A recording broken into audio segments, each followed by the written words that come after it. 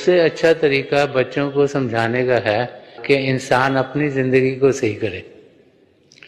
जो बच्चे हैं वो बड़े चीज़ें देखकर जहन में अपने डालते हैं।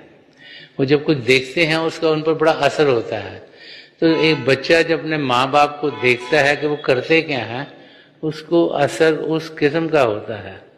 तो आजकल के टाइम में चाहे हमें लगे कि कंपटीशन बहुत है, अगर हम अपने बच्चों को ये समझाएंगे कि ज़िंदगी का ध्येय क्या है, और अगर उनको समझ में ये आया कि अपने आप को जानना बहुत ज़रूरी है, सेल्फ रियलाइजेशन करना बहुत ज़रूरी है, अपने आप को आत्मिक रूप में अनुभव करना बहुत ज़रूरी है, तो फिर वो भी उस किस्म की ज़िंदगी जीना शुरू करेंगे।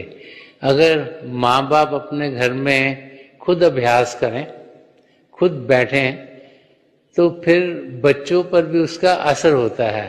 अगर हम बच्चों को कहें कि तुम अभ्यास करो और उन्होंने कभी हमको अभ्यास करते देखा ना हो, तो फिर वो भी अभ्यास नहीं करेंगे। तो हमें अपनी ज़िंदगी ऐसी बनानी है ताकि हमारे बच्चे हमसे कुछ अच्छी चीज़ें ग्रहण कर सकें। साथ में उनको ये भी समझाना है कि ये जो हमारा रास्ता है ये पॉजिटिव मिस्टिसिज्म का रास्ता है कि घर गृहस्थी में जीते हुए हम प्रभु को पा सकते हैं। ये ज़रूरी नहीं कि प्रभु को पाने के लिए हम घर गृहस्थी छोड़ें और सबसे अलग हों।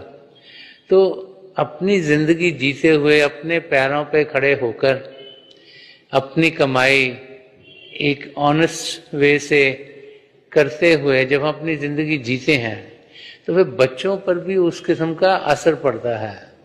तो जब हम उन्हें ये समझाएंगे कि हम सबको पढ़ना लिखना है, फिर काम करना है, लेकिन साथ साथ ये ज़रूरी है कि हम समय भजन अभ्यास के लिए निकालें, तो फिर जब हम अपनी ज़िंदगी ऐसे जिएंगे तो हमारे बच्चों पर भी उसका अच्छा असर होगा।